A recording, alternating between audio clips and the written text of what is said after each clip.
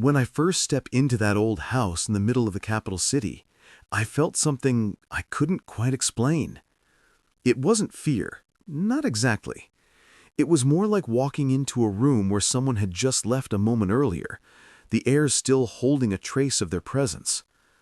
The place had been abandoned for almost 3 years, left mid-renovation, with half-finished walls, exposed wires, and tools scattered like the workers had simply vanished. The main door didn't even have a proper lock, just a rusty padlock dangling uselessly from the latch, as if trying to convince the world that this house still belonged to someone. I knew it was a fixer-upper. I knew it needed work, but I didn't expect it to greet me with the kind of strangeness that it did on my first day. I had just finalized the sale earlier that week. The previous owners, family friends of ours, had left the country in a hurry years ago and needed money fast. That urgency, their desperation, had allowed me to buy the house at a price that made even the agent raise his eyebrows. A large plot, a spacious home, right in the heart of the capital. It felt like one of those rare opportunities you tell people about years later. But the moment I stepped through the threshold, I realized that opportunities often come wrapped in things you don't expect. There was no gate at the front, nothing separating my property from the street, no barrier, no warning, nothing. Anyone could walk in anytime they wanted, and apparently they did. Because on the very first day, as I pulled my car into what used to be the garage, I saw a motorcycle already parked inside, as if someone had claimed the space long before I arrived. It wasn't covered, it wasn't hidden, it was just sitting there, like it belonged more than I did. I stared at it for a long moment, feeling a slow irritation rise inside me. I had just moved in, I hadn't even unpacked a box, and already someone else's vehicle was making itself at home. I didn't argue, I didn't shout. I simply dragged the bike out, rolled it onto the street, and parked my car inside. Later that day, I had a gate installed. 2 hours after sunset, someone banged on the gate, loud, angry, impatient. I didn't bother answering. Instead, I stood behind the curtain of my bedroom window, peeking out through a narrow gap. The man outside was pacing, breathing hard, muttering curses under his breath. He knocked again, louder this time. He wasn't asking for his bike, he was demanding it, like I had taken something that belonged to him. After 15 minutes of banging, kicking, and complaining, he finally walked away and retrieved the bike from the street. That was my first introduction to the neighborhood. Not exactly warm, not welcoming. But from that day on, I began to observe something else. People didn't realize the house had new owners. Cars, bikes, delivery trucks. They blocked my gate constantly, assuming it was just another abandoned property. Only after I installed a "no parking" sign did the issue quiet down. But even then, I could feel it. The neighborhood had eyes, watching, judging, measuring the presence of someone new, disturbing their old routines. And then there was the neighbor, the man who lived on my right. An older guy, maybe in his mid-60s, quiet, but with the kind of bitterness that seeps out even when someone isn't speaking. His house was 3 stories tall. He lived on the ground floor, while the upper floors were rented out to tenants, his only source of income, as I would learn later. I already knew from the previous owners that he wasn't thrilled about the sale of my house. In fact, they'd warned me that he had complained, loudly, when he found out they were selling the property at all. Maybe he liked having an empty house next door. Maybe it benefited him. Maybe he thought he could continue using it the way he wanted, untouched, unnoticed. I didn't know then, but I'd soon find out. For the first couple of weeks, everything felt normal enough. I was settling in, fixing things one by one, adjusting to the strange silence of a house that hadn't been lived in years. But then, something happened. It was a small thing. A very small thing. The kind of thing most people wouldn't notice. I was showering one evening when I felt the water pressure drop, slightly, but noticeably. At the same time, through the bathroom window, I heard the sound I'd heard before, the low, rhythmic hum of a water pump. My neighbor's water pump. At first I brushed it off. Pumps run, water pressure fluctuates, nothing unusual. But then a thought slipped into my mind, soft, quiet, but persistent.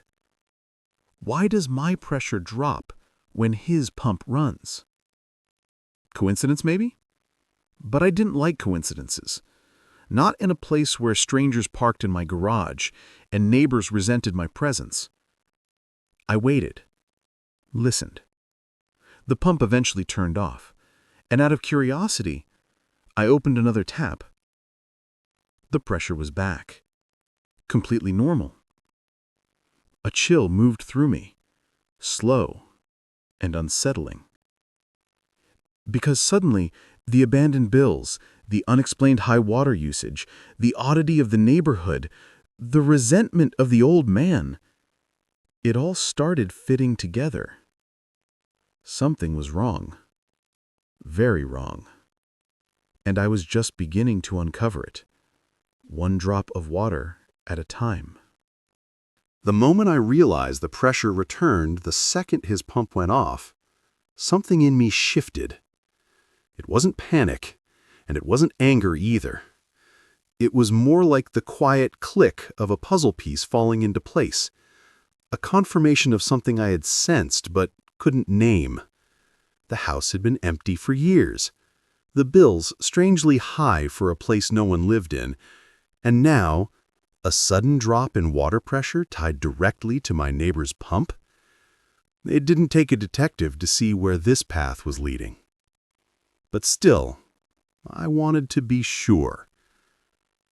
Over the next couple of days, I paid attention to every little detail, every tap, every sound, every vibration of the pipes behind the walls.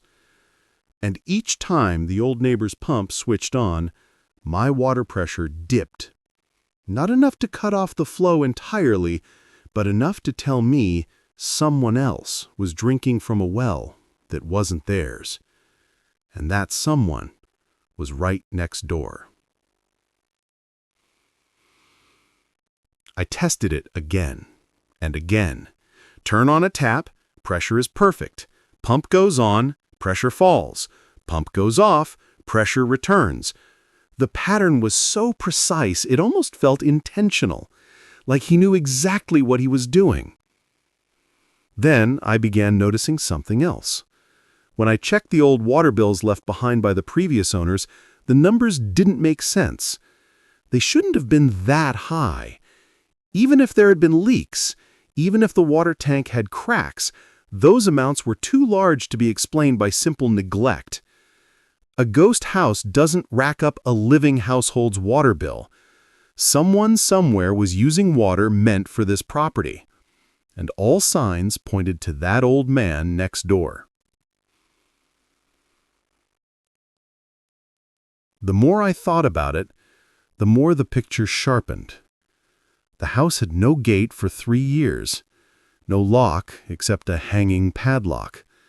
An abandoned property with a free water supply, unmonitored, unchecked, unnoticed. A lonely old man with tenants who needed water daily, and a pump that couldn't keep up with 3 floors. Stealing water would have been easy. Too easy. I imagined him walking over during those years, maybe through the unlocked yard, maybe through the half-finished renovation work, tracing the pipes until he found a connection he could tap into. A quiet theft that would go unnoticed as long as the house remained empty. Maybe he thought the owners would never return. Maybe he thought the house would remain abandoned forever. Maybe he thought he deserved it. But when I bought the house, when I moved in, when the gate appeared and the bike disappeared, that easy, quiet life he had built around stealing from an empty property began to crumble. Slowly, then sharply. The question now wasn't if he was stealing water. It was what I planned to do about it. For a few days I sat with the thought. Confront him? The idea felt pointless. He would deny it. People like him always do. Go the legal route? In theory, yes, but the process would be long, slow, bureaucratic, and messy, and the man might retaliate, cause me problems, or drag the whole thing into a pointless neighborhood drama. Or I could let it go. Just ignore it. The bills weren't high. Water was cheap, $5 a month. Even with his theft, I barely felt the impact. But it wasn't about the money. It was about the principle. It was about the audacity. Someone helping themselves to what wasn't theirs simply because they thought no one would ever know. That thought settled deep inside me, solidifying into something firm, something unmistakable. I wasn't going to let it go. But I wasn't going to raise my voice or break into his property or do anything illegal. No, that wasn't my way. I wanted something simple, clean, elegant. A lesson he wouldn't forget, delivered without a single shout or accusation. And the solution came to me in the most ordinary way while I was brushing my teeth. If his pump depended on my water, then removing that water would solve everything. Not by confronting him, not by involving the authorities, just by turning it off. I couldn't touch his property. I couldn't step into his home. But my water line, my valve, my main supply, that was mine. I thought through every angle. If he had connected his line illegally into my supply, turning off my water wouldn't break any rule. It wouldn't violate any law. It would simply cut off access to my own property. And if his system depended on my supply, well, consequences would follow. Natural consequences. Predictable consequences. So, on Monday night, 4 days after my growing suspicion had transformed into certainty, I waited. I sat quietly in my living room, lights dimmed, listening through the open window. The old man's pump always kicked in around late evening, when the tenants were home and the tanks needed refilling. And just like clockwork, the humming began. A deep, steady vibration. I stood up slowly, walked to my main valve, placed my hand on the cool metal, and turned it. The flow stopped instantly. Water on my side was gone. Water on his side would soon follow. At that moment, I didn't think about what would happen next. I didn't imagine wires overheating or pumps burning out or tenants shouting in the middle of the night. I didn't foresee fines or police involvement or an old man losing his income. All I thought was one simple thing. If you steal water from someone, eventually the well runs dry. I walked back inside, closed the door behind me, and went to sleep, unaware of the storm that would break loose just a few hours later. For the next few days, I kept waiting for the old man to connect the dots, but he didn't, not even close. He was convinced the bad water flow was a city issue. In fact, he doubled down on that belief. I watched from my living room window the next morning as he shuffled down the street in his slippers, waving a complaint paper in his hand like he was carrying evidence to court. He stopped every neighbor he could find. I saw him talking to the couple who lived 2 houses away, then the barber who opened his shop early. He kept showing them that paper, pointing toward his house, shaking his head dramatically like a man suffering from a great injustice. But the funniest part? He never once suspected me, not even for a second. I wasn't part of his world. He didn't consider me significant enough. In his mind, I was just some newcomer living in a house he always assumed would remain empty forever. The idea that I could be watching him, studying him, quietly erasing his little dishonesty, never crossed his mind. But while he was busy playing detective on the street, I was becoming more and more curious about something else, the past. If he'd been stealing water from my house, for how long? And more importantly, what else had he done? People don't start with stealing water.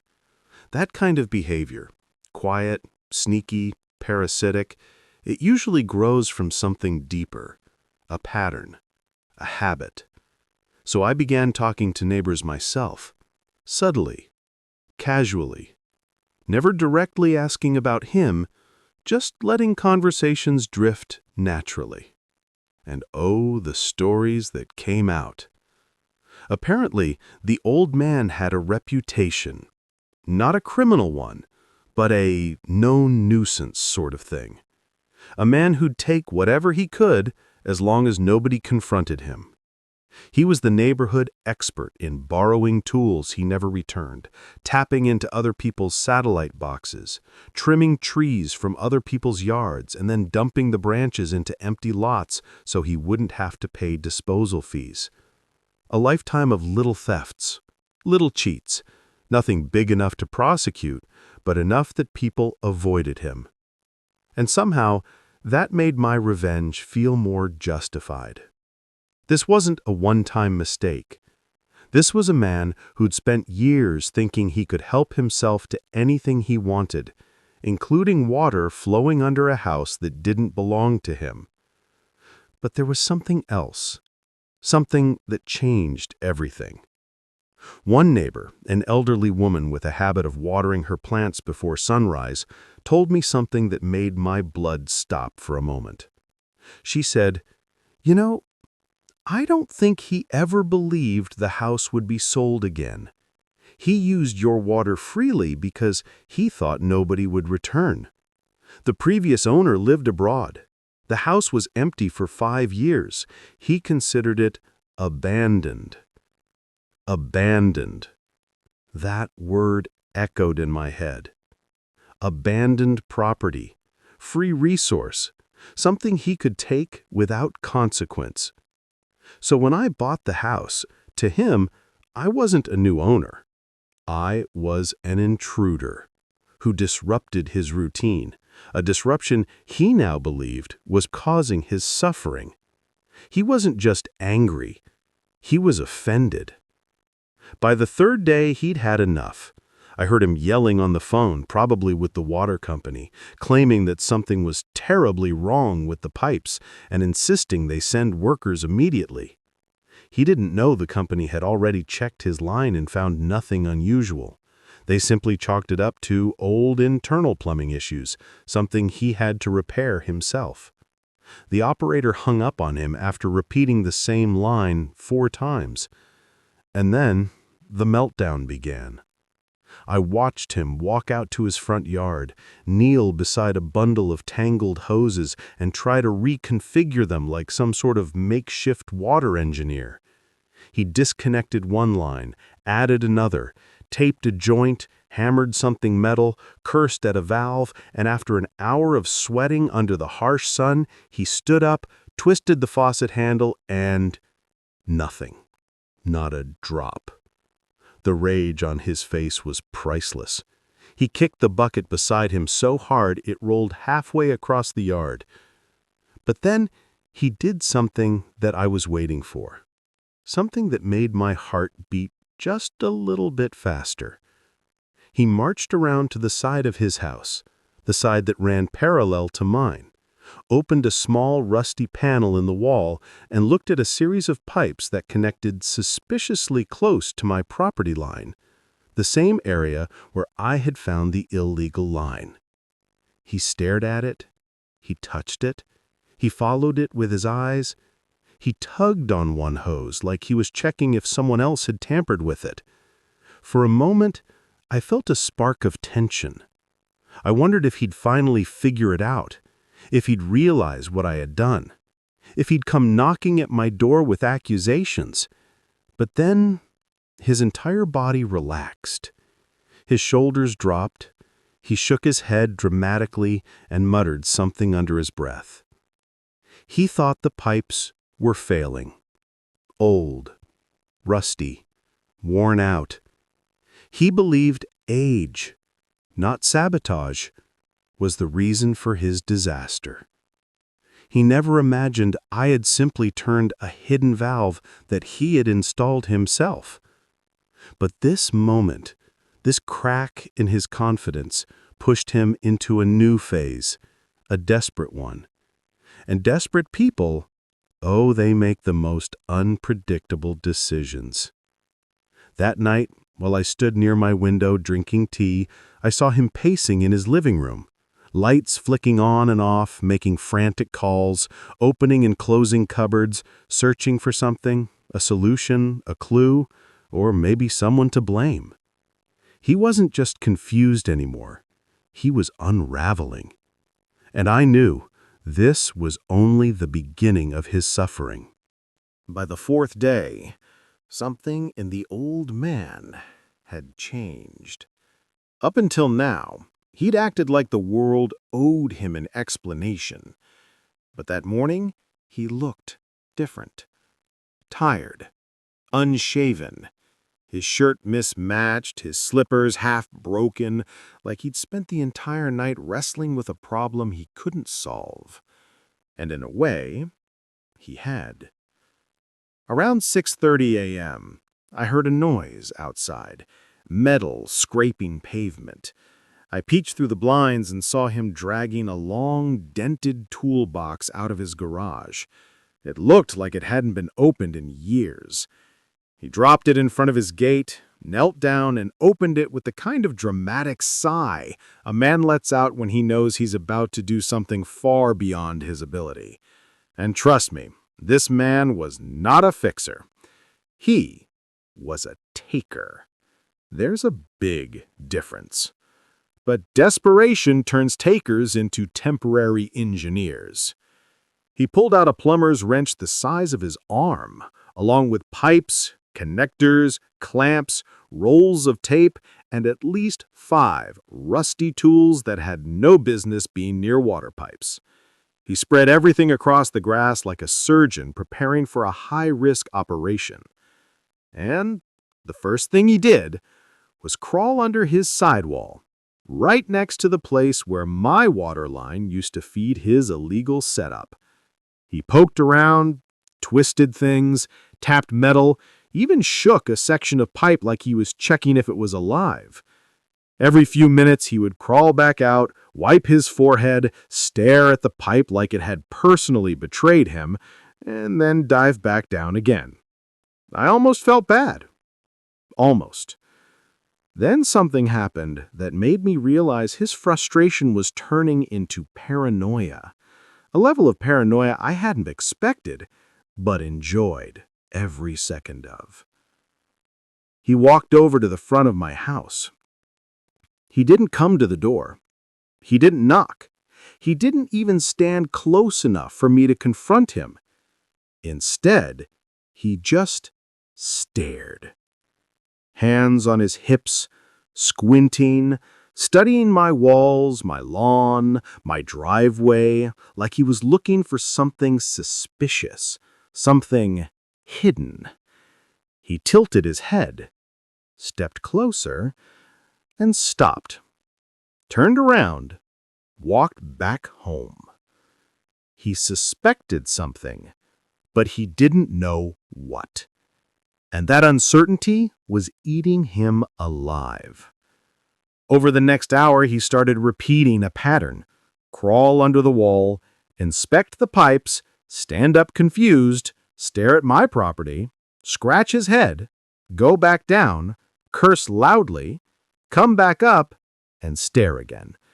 It was like watching a broken machine loop the same error over and over. And then came the moment that nearly exposed everything. He found the valve, the same hidden valve I had turned off. He stared at it for a long, long time. He cleaned the dust off it, tapped it, twisted it lightly, looked at the direction it was facing. My heartbeat actually picked up. This was the first real danger. If he twisted it open, his water would flow again, and my revenge would lose its teeth. Not completely, but partially. I watched him closely. He placed his hand on the valve, took a breath, applied pressure, and stopped.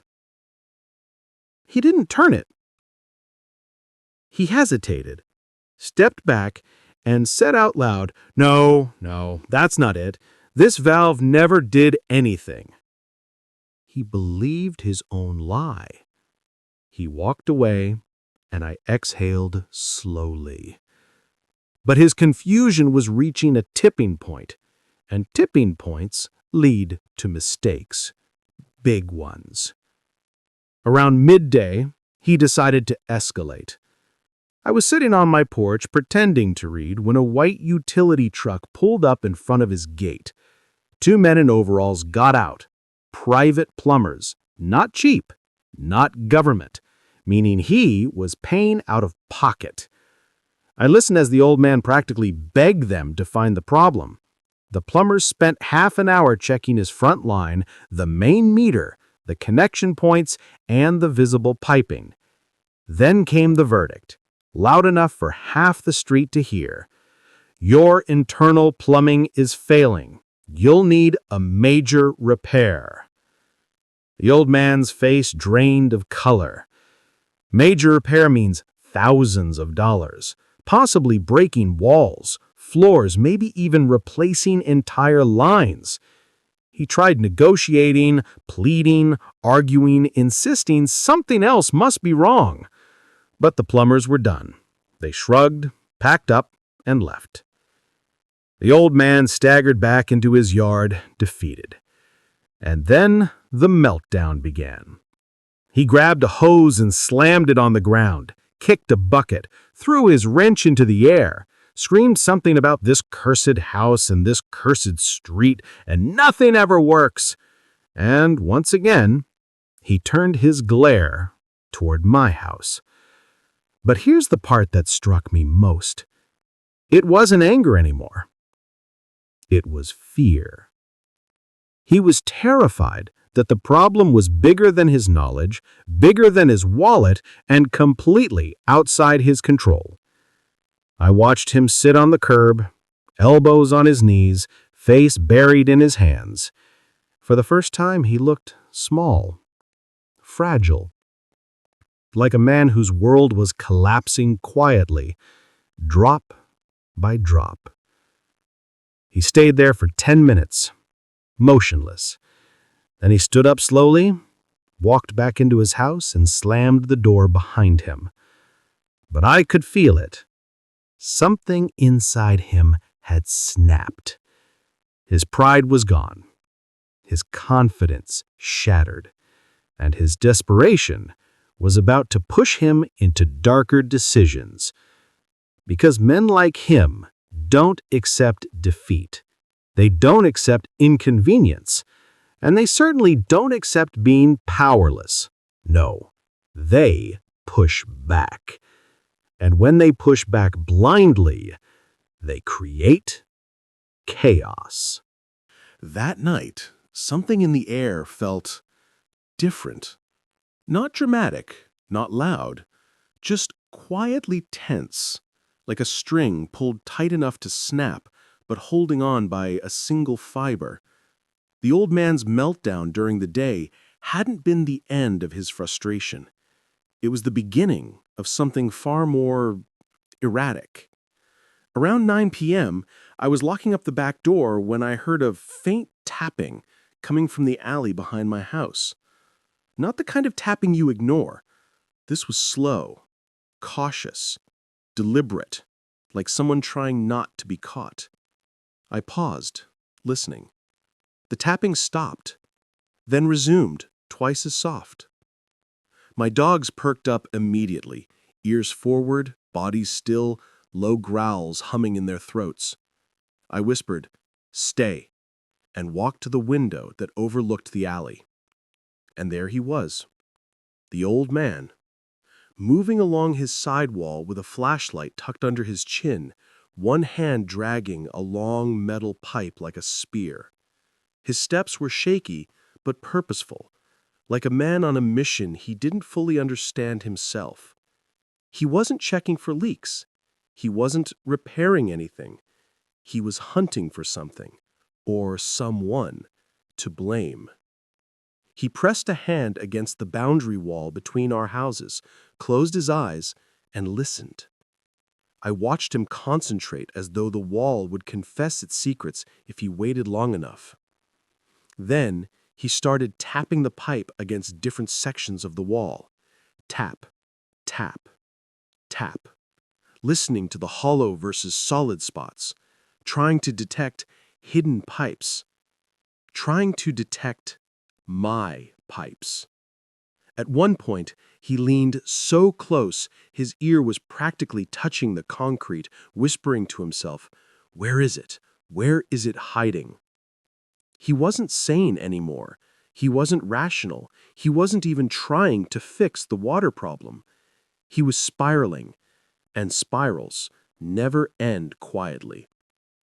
After 10 long minutes, he backed away from the wall, staring at it like a man facing an enemy, and he whispered something I couldn't make out, something bitter, something sharp. Then he walked away, dragging the metal pipe behind him, the sound echoing through the alley like a warning. For the first time since this whole situation began, I realized something. This wasn't just about revenge anymore. This old man was unraveling. And unraveling neighbors are unpredictable neighbors. But the universe wasn't done tightening the noose around him. Late that same night, closer to 1 a.m., a loud, sharp knock echoed through the street. Not on my gate, on his. It was the police. Again. 2 officers with flashlights, one holding a clipboard, and the old man stepped outside in full panic mode, hair disheveled, shirt half-buttoned. One officer spoke firmly. "We received another complaint." I froze behind my curtains. Another complaint? The tenant from the 2nd floor, though already moved out, apparently had called again to update the situation. He told the police that the landlord hadn't completed the repairs, hadn't restored services, and hadn't returned the security deposit on time. In my country, that's enough to trigger a 2nd fine. The officer handed him a slip. The old man took it with shaking hands. His voice trembled. "Please, please not again. I don't have the money." The officers didn't care. The law is the law. When they left, he sank onto the sidewalk, tears falling into his palms. It was surreal, watching a man who once strutted around like he owned the street, now reduced to a broken silhouette under a flickering street lamp. For a moment, a tiny part of me wondered if I'd gone too far, if turning that valve had triggered more than just poetic justice. But then, another moment reminded me exactly who he was. Because at 2 a.m., when the street was silent and everyone else asleep, he came back to my gate. Not knocking, not speaking, just standing there. Barefoot, still crying, breathing heavily, hands trembling against the metal bars. For 30 long seconds he stared into my yard as if hoping the darkness would give him answers, as if expecting to catch something, movement, sound, proof that would confirm his growing suspicion. My dogs, restless, growled from inside. I placed a steady hand on each of them, keeping them quiet. Eventually, he whispered something under his breath, too soft for me to hear, and shuffled back into the shadows of his home. The next morning, I learned something that explained everything. His daughter had come. A small car parked outside his gate. A middle-aged woman stepped out, frustration carved into every line on her face. I heard her shouting from across the wall, even without trying to eavesdrop. "What were you thinking? You can't live alone. You can't manage a house. You should have asked for help." Her voice cracked at the end, not from anger, but from defeat. After nearly 30 minutes of arguing, she walked back to the car, grabbed a suitcase, and handed it to him. He looked at it like it was a coffin. He wasn't visiting her on Sunday. He was leaving today. The house he'd lived in for decades, the tenants he'd depended on, the routines he built his life around, gone. All because he siphoned the wrong man's water. He stood there for a long time after she left, holding the suitcase, shoulders slumped, staring at nothing. Then something strange happened. He turned toward my house, one last time, and just watched it. Not angrily, not suspiciously, not defiantly, just empty. Like he finally understood the cost of what he had done. As if in that quiet moment, the pieces clicked together in his mind. He knew. He knew I had turned the valve. He knew why his pump failed. He knew why everything spiraled. But he also knew something else. He couldn't prove it. He couldn't confront me. He couldn't fight back. Not anymore. But yet, this wasn't the end. Because before he left, he made one last decision. A decision that would turn the entire situation upside down. The morning he left was strangely quiet, unnaturally quiet. No clatter of tenants moving around, no humming water pump, no footsteps shuffling through the gravel on his side. Just an eerie stillness, like the neighborhood itself was holding its breath. I watched from my window as the old man struggled to load his worn-out suitcase into his daughter's car. His movements were slow, shaky, the movements of someone who no longer belonged anywhere. His daughter stood nearby, arms crossed tightly, frustration drifting off her like heat waves off asphalt. But then, just as he opened the car door, he did something unexpected. He closed it again, and he turned around, not toward his daughter, toward my house. He walked slowly, limping slightly, until he stood directly in front of my gate. No anger on his face, no suspicion, no demand for answers. Just a strangely calm, resolved expression, like a man about to confess something he'd kept buried for far too long. I stepped outside. For a moment we just stared at each other, separated by iron bars, but connected by months.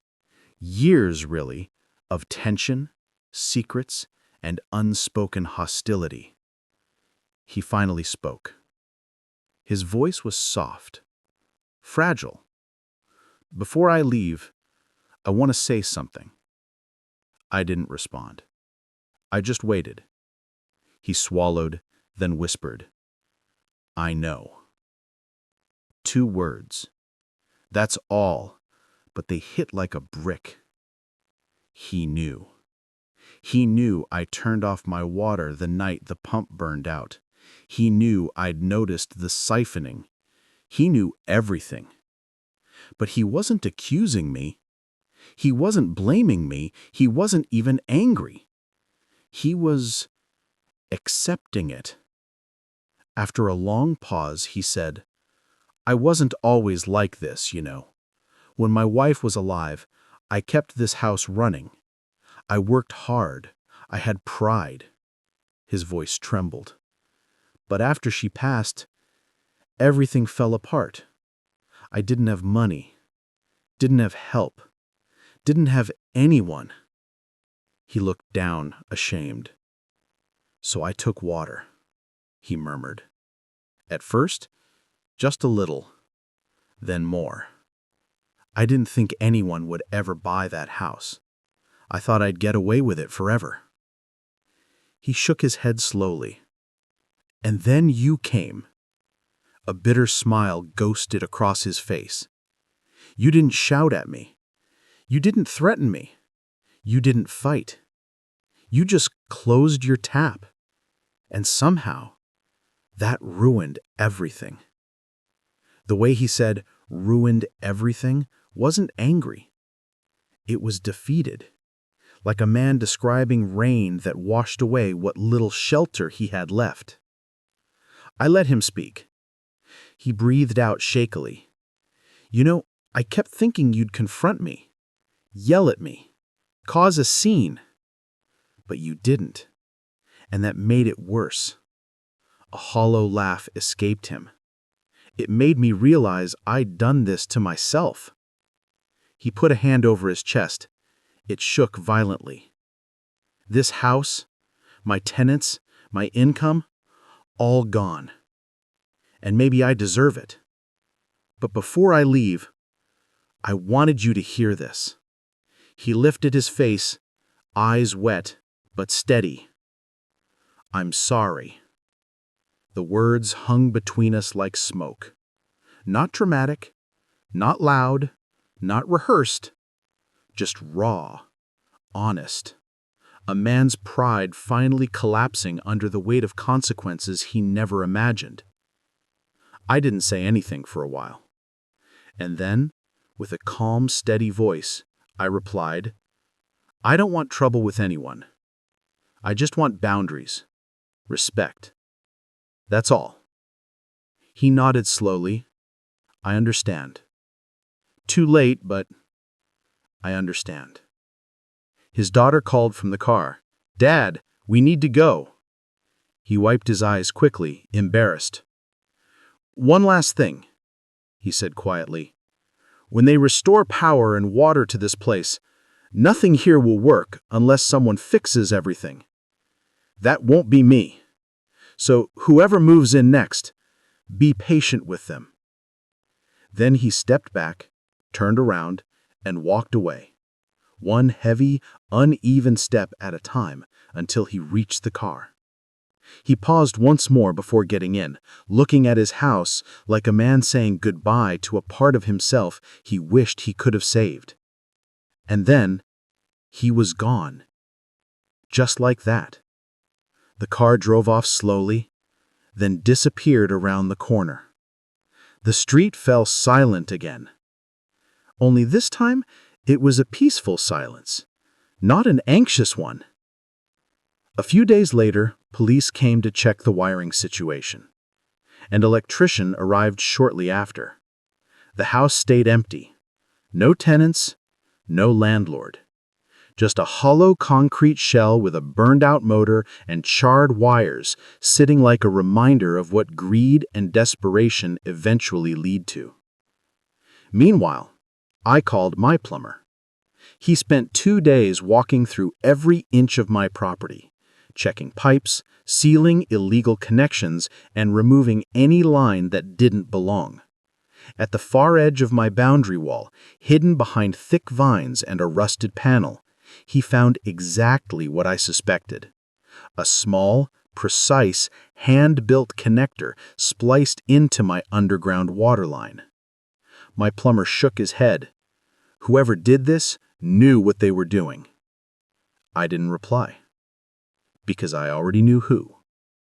When he finished sealing it off permanently, he looked at me and said, "It won't ever happen again."